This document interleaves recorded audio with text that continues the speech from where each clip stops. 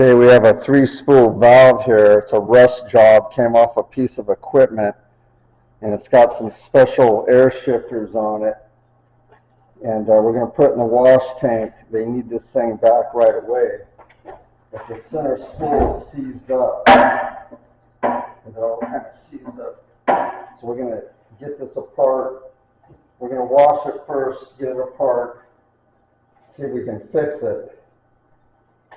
This thing is probably a $2,000 or $3,000 valve, so it's not like you're going to be able to run down and get a new one.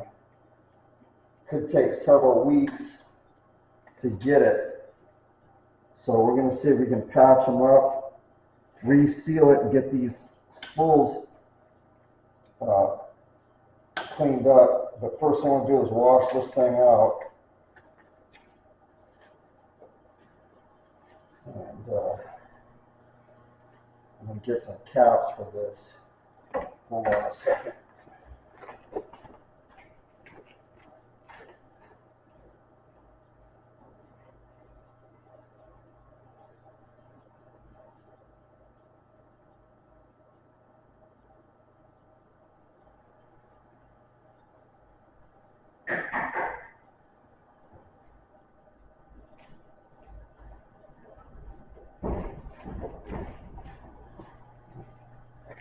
Put a few caps on here to keep the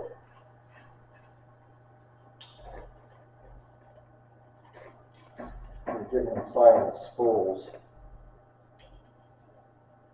We'll run this thing for about an hour to clean it up, then we'll take it apart.